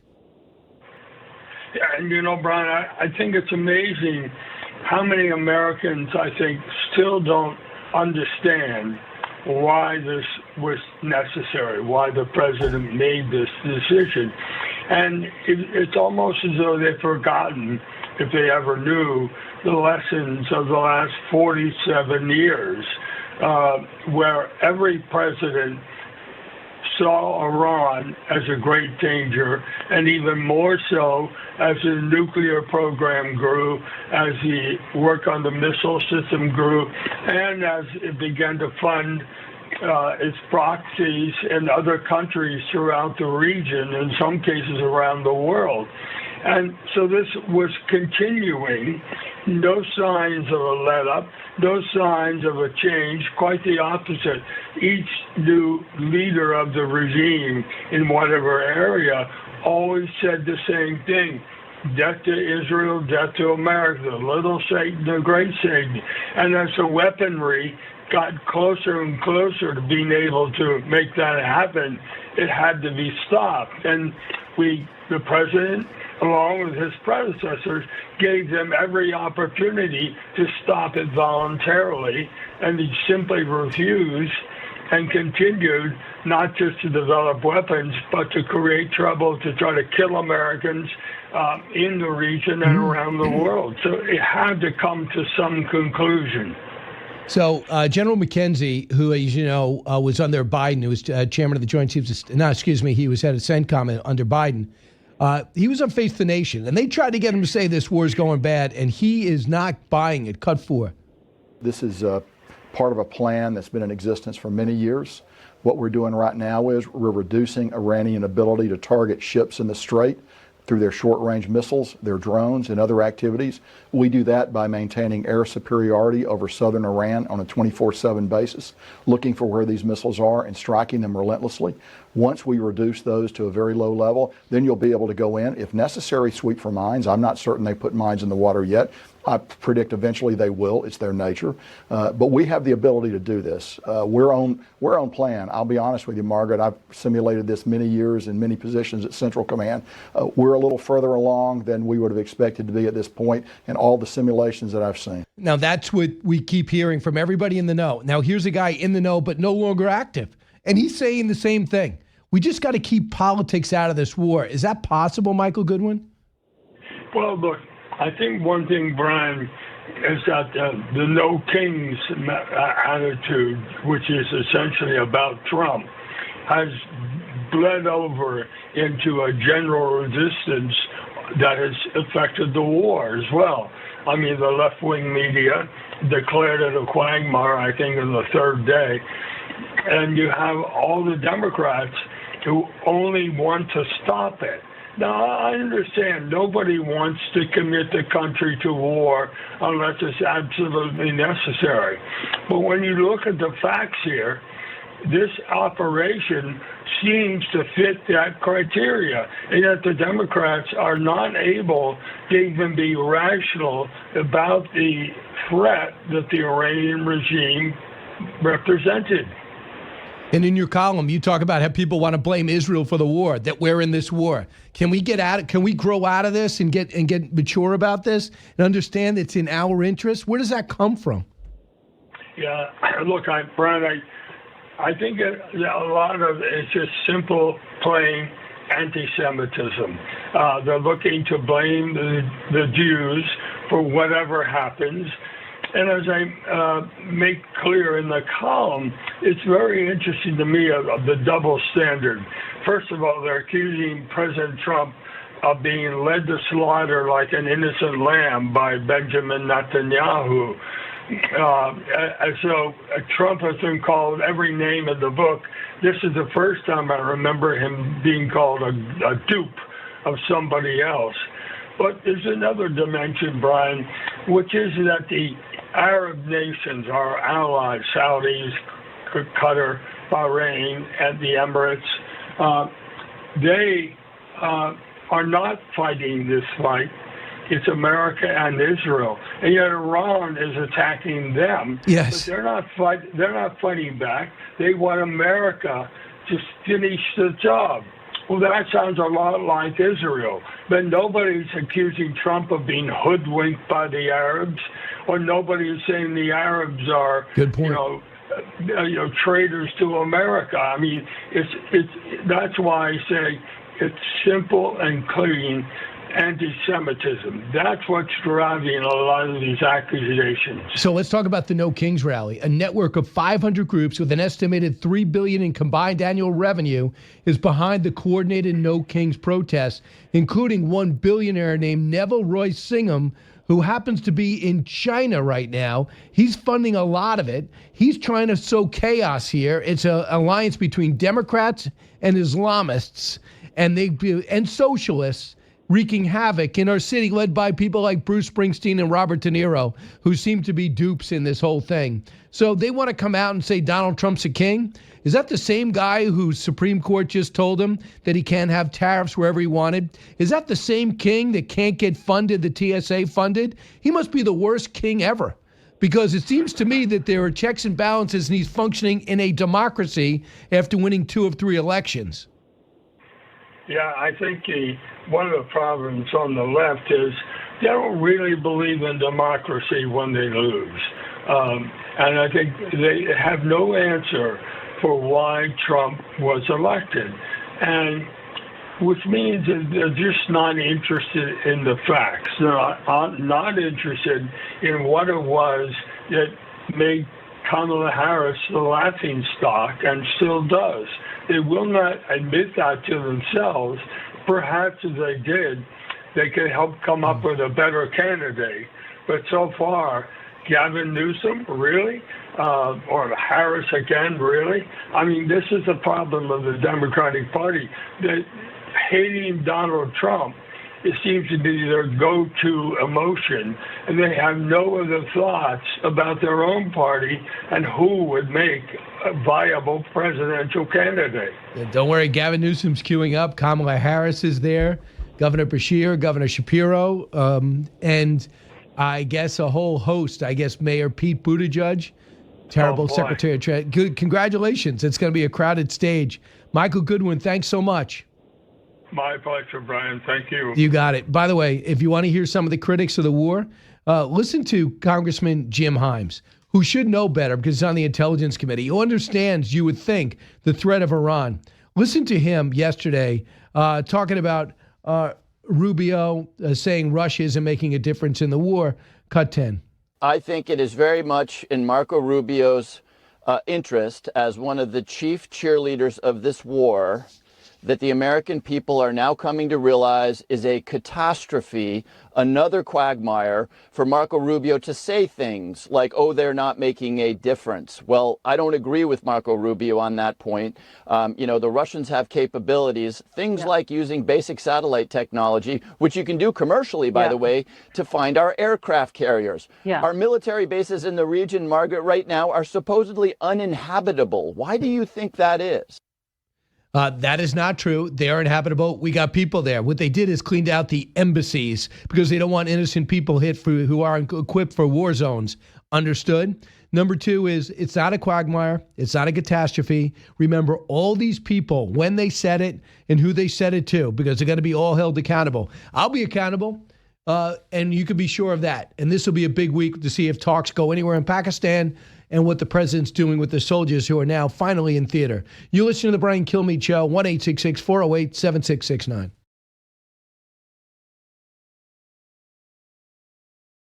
Throughout all of human history, boredom was just a part of life. We went to work in the factory or on the farm, and a lot of that time was, well, pretty boring. But here's the thing. That made our brains work properly. When you're bored, a set of structures in your brain turns on called the default mode network. This is what you use for mind wandering, abstract thinking, and considering the meaning of your life. In the last 15 years, we've all but gotten rid of boredom, and you know how. The average person looks at his or her phone 205 times a day. But that also means the default mode network stays off, so we never think about life's big why questions. And that is the right side of the brain as opposed to the left side of the brain that Arthur Brooks talks about in his brand new book that is just, it's coming out this week. It's coming out tomorrow, and it is called The Meaning of Your Life. He's coming up next right here on our show.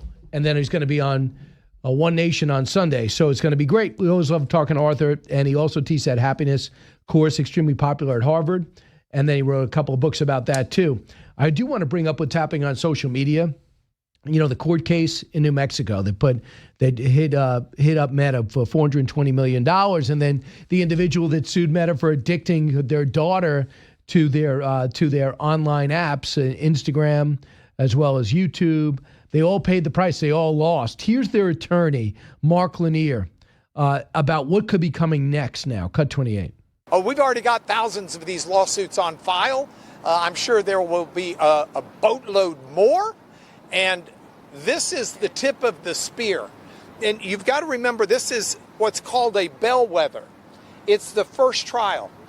In the history of American jurisprudence, it usually takes the plaintiffs 3 or 4 times to figure out how to win these cases.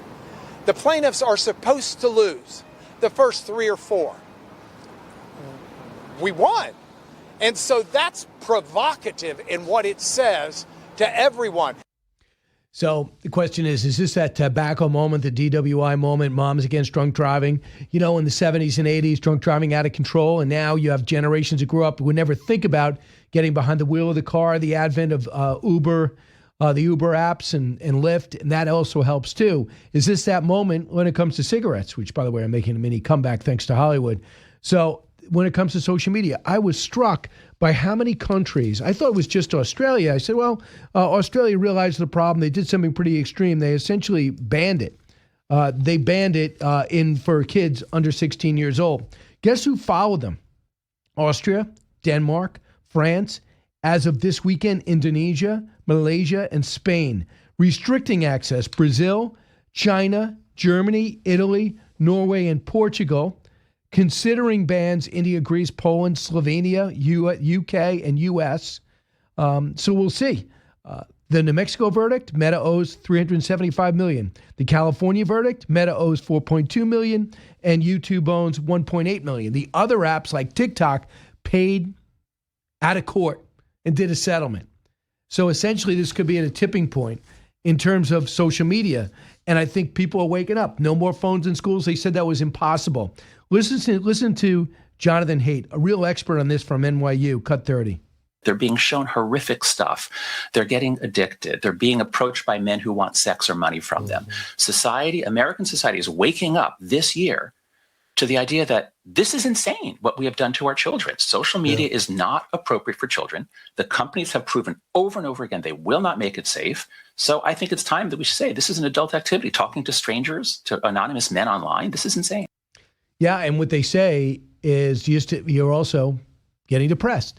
You think that by going on your phone, things are better, but it actually makes things worse. And it's not just body image. They say it's a lack of interaction with other people. All the things we've discussed, and you probably know, and it's been brought up at your dinner table, in your dining room, when you're out to dinner over the weekend. But now I think now we're at the point where if you're with somebody, think about this.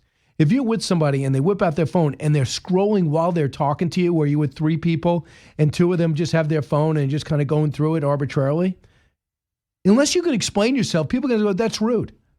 Because you're saying in this moment, I'd rather talk to some random person who may or may not be communicating with me than talk to you. And I think that if people take their phone out, even at dinner, they'll say, well, I just got to check on my babysitter. And that's true, like an emergency situation or some type of security situation or work is getting hold of me. That's different than doom scrolling. That's different than going on Facebook and posting something that you feel while your friends are there. So I think that people are really waking up to the fact that a whole generation was manipulated by the growth of the cell phone, by the smartphone, whether it's Android or whether it's Apple. People are trying to get their lives back, and now there's legislation to follow it, and it makes it so much easier on parents. Your 8-year-old kid comes back and says, I want a phone. For what? Can't bring it to school. You can't. You're not going to bring it to sports. I don't want it at the dinner table. You can't go on social media until you're 16. So what do you need it for? Well, to get a hold of you. Okay, there are different ways to do that. So I think it's a big boomerang. I think it's going to be, you're going to see learning improve. I think grades are going to improve too.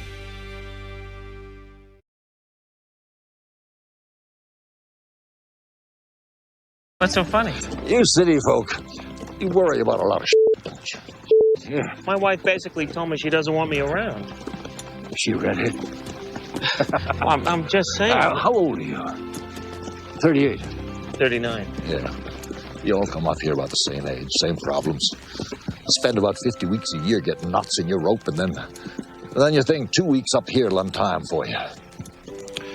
None of you get it. Do you know what the secret of life is? No, what? This. Your finger? One thing. Just one thing. You stick to that and everything else don't mean shit.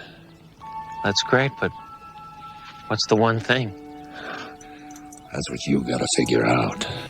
And that's led to Arthur Brooks's perhaps book. That Allison found that clip. The Meaning of Your Life is Arthur Brooks's new book. He's in here always talking about happiness, conservative thinker at one point in your career, but also mostly you spend a lot of your time in academia, right? Yeah. I was in academic. Parents were and my parents, academia. My grandparents. That was really You took my a brief time out. Yeah, well, I took 11 years out and was president of the American Enterprise Institute, which is dedicated to the free enterprise system and American values. Yeah. And prior to that, you were also a musician. Yeah, I started off as a professional classical musician of all things. And then I went back to college when I was 30 and then got my PhD. Yeah. And it was interesting. I just always thought that, I never thought it, you said you noticed yourself on the French horn, you noticed that you weren't as good. You were losing it a little bit. Yeah. But like an athlete, you were still in your 20s, right? Uh-huh. But I didn't know musicians would go down in their 20s and 30s. Like an athlete will probably peak at maybe 32. Yeah, it's a highly... Is it because the French horn is so? No, well, it's just that classical music is all about fine motor skills and is extremely athletic. I mean, you're using your body super intensively. Most of the time you peak at about age 36 in classical music, like as a violinist or pianist or even a French horn player. I peaked much earlier, and I don't exactly know why. I did my best playing in my early 20s, and I wasn't going down. You wouldn't have heard me and said, like, something's wrong with that guy. You knew. But I knew. And the truth is that people are only happy when they're making progress. When they're only good. I mean, think about it. You were a college athlete, right? Yep. And you're a good soccer player, right? Solid. And when you were getting better, it was awesome. Mm-hmm. And then when you stopped, you weren't going to go play an adult league because you're going to see yourself deteriorating, and not getting better is just not fun for a striver like you. But I will qualify a little bit more.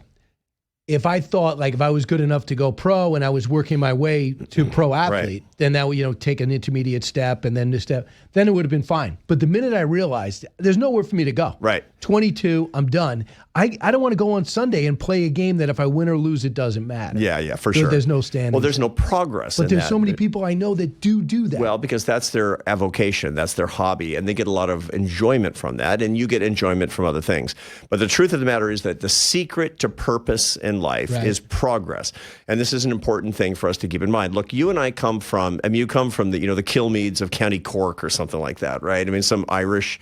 They were coming here. Longford area. Well, they wanted progress in their lives. Americans are all about progress. This is the reason that we're the greatest country in the history of the world, is because we're a progress-oriented people, and that's central to the meaning of life. So let me build a big on part that. of the job. But you raise your standards, which is your book. Yeah. So in the beginning, my grandfather comes over here. He has no money. He has one contact. He gets a job on the railroad and then gets a job in a supermarket. He's thrilled. Totally. But if you took then he ends up owning that supermarket. Right. Then if you said, hey, I got a job in a supermarket, it's like, no, I raised my standards. Totally. I own one. And by the way, his kid is supposed to go to college and do something more. Totally. And you started to improve on that. So we raised our standards. Why do we do that? We do that because, well, that's a process called that's called the hedonic treadmill. Hedonic means feelings, and treadmill is obviously a metaphor. And you run and run and run and run, and you're trying to make progress, but sometimes it's hard because you emotionally reset. It goes faster and faster as well. So last year's goals are no good for this year. You need better goals. That's how progress actually works. Now, the hard part is when you meet your goals.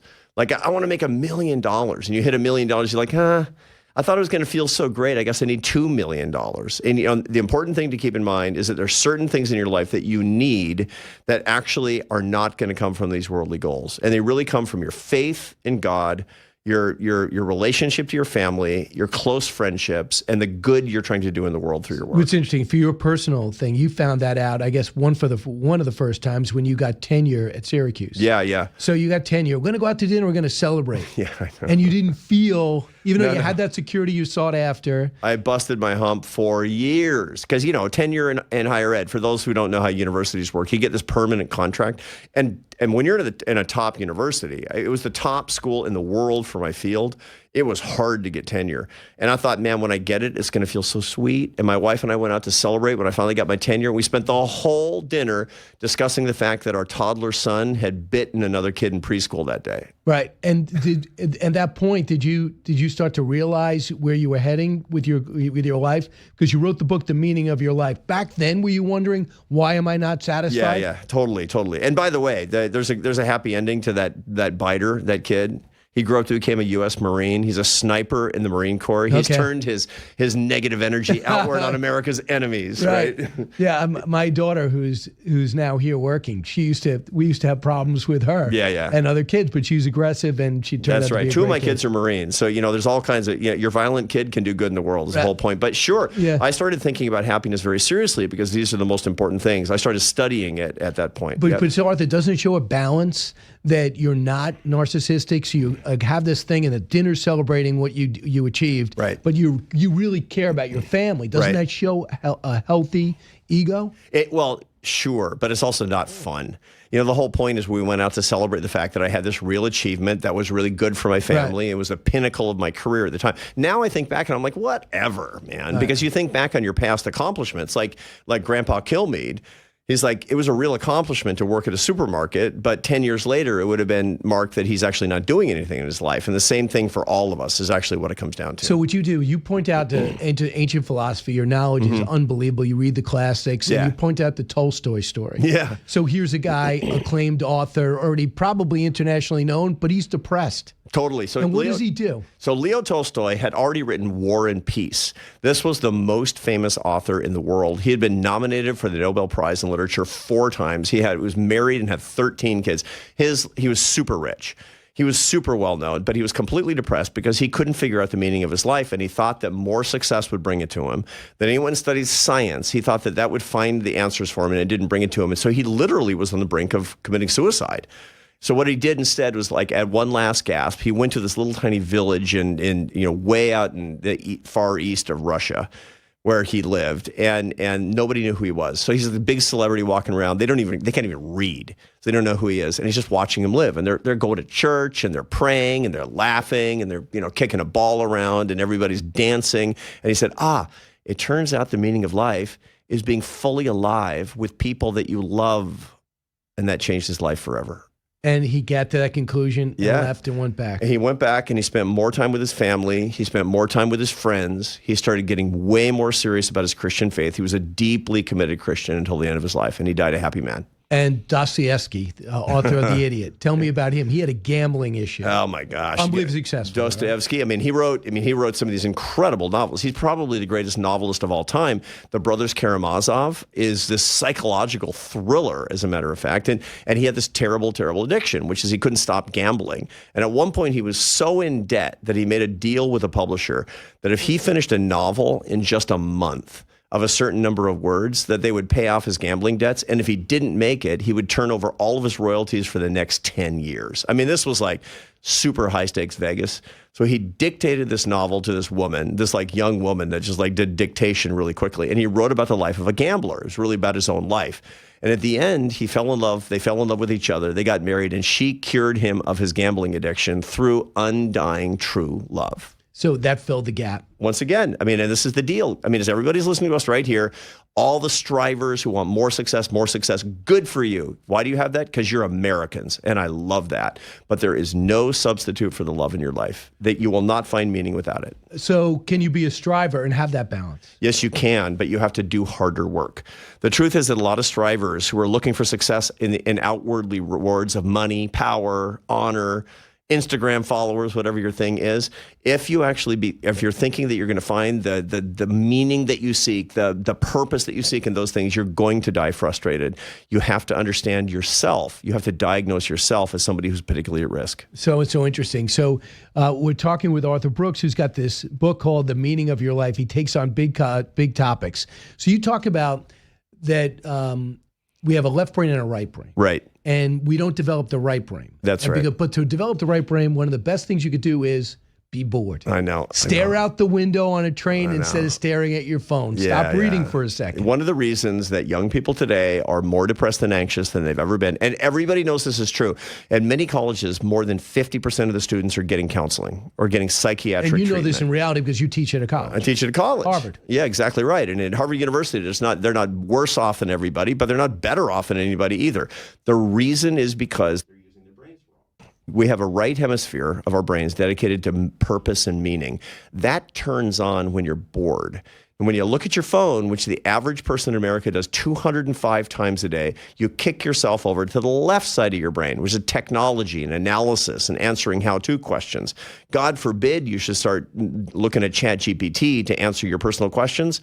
You probably never spend a single minute of the day on the right side of your brain. The way to do it is put down your phone, look out the window, work out without headphones, go for a walk without devices, get bored, which we haven't done in 15 years. So because of the iPhone. right? But because of devices in general. No, it's really, Brian, it's because of the culture. It's the hustle and grind culture that says if you're bored for a single second, you're wasting your life.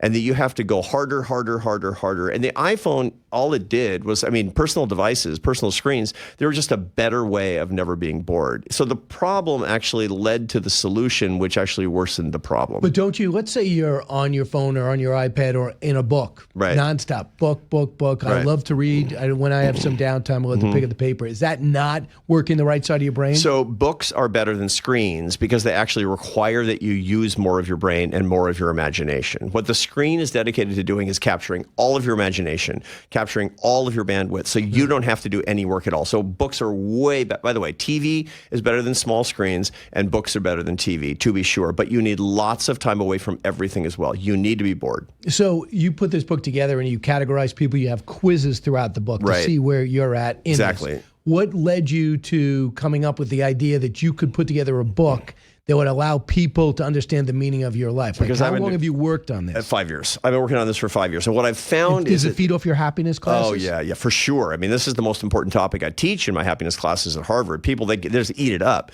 What this book really is a solutions book. This book is a 6-part guide for finding the meaning of life in 6 months. And I'm completely sure it works. I've been working on it with my students for the past 5 years. So you have to live in 6 different ways. And if you do these 6 steps, guaranteed, you're actually going to find more meaning in your life. Right. Who's got it down? Who's an example of a figure that maybe we can relate to that seems to got it?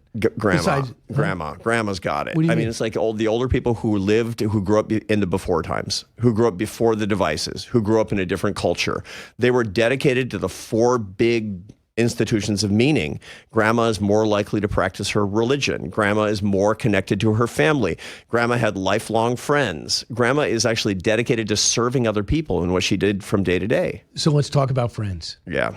You have to ask yourself, how many friends do you have? Is the term convenience or transactional? And how many friends do you have that are just your friends? Yeah, right. But how do you break it up? So there's 2 kinds of friends. There's real friends and there's deal friends. Your deal friends are useful to you, and there's nothing wrong with that. There's people you do business with, people you know casually, but the point is that if you didn't do the deals, you'd never see them again. A lot of people that we work with are really deal friends. Real friends are useless. In other words, they're not helping you in any way except love is what it comes down to, except for the friendship itself. And most strivers and really, really busy people, they don't take the work to create real friendships, and they get lonelier and lonelier, and they don't know why. Wow. That's a real problem, especially for guys. The loneliest people in America are 60-year-old men who work 60 hours a week. That's so interesting because back then you could make more friends because you weren't on your devices. You had more of a chance of doing that. Right. What is the percentage of people, like I was with a guy that, kind of a famous guy, known as very confident, let's say. He says he's 74 years old. Right. He goes, I still get together with my high school friends. Yeah, it's great. Fantastic. Fantastic. How rare is that? Very rare. It's very rare and getting rarer. What we find is that people under 30 have a 50% likely chance of saying today, no one knows me well. Why? Because the little time that they have, they don't spend it with people, they spend it on their devices. Anything that substitutes for people is a problem. Now, you can use your devices as a compliment. You can use it to enrich your relationship. So I actually learned a lot of this from my kids. So as I mentioned, 2 of my kids are military. And that means they can't use social media in a conventional way. My 3rd son, he's just like super trad retro in this particular way. And they all use social media to stay in touch with people that they know actually in person, no fooling in real life. So this book actually has protocols for phone use, so it won't screw you up. It'll make your life better. Starts off with, don't look at your phone for the first hour of the day. That's when you're doing neurocognitive programming. Don't sleep with it at your bedside. Don't look at it for the first hour. Your whole day will be better. Second is meal times.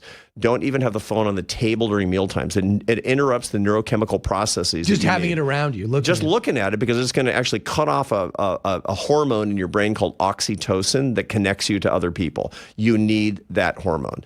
Third is the last hour before you go to sleep. It wrecks your sleep architecture. It makes it so you sleep very poorly, and it wrecks your relationships. Just those 3 times. You do those 3 times, your life's going to change. All right. More with Arthur Brooks, a few minutes on the other end. The Meaning of Your Life. He is a #1 New York Times bestseller, and he's a great guest to the show. He's going to be on my Sunday show, Sunday at 10. Don't move.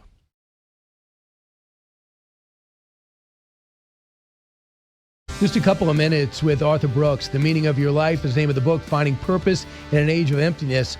One thing you ask people to do, Arthur, is go up to people that love you and say, give me an evaluation of how I'm doing. Tell me what you like. Tell me what I'm doing wrong. Yeah. That's a tough thing to do. It is a tough because you're going thing to hear do. some negativity. Yeah, for sure. But it's incredibly important. Honesty is love. I do. And well, part of the reason is because I'm married to a Spaniard and they can't not tell you the truth all the time.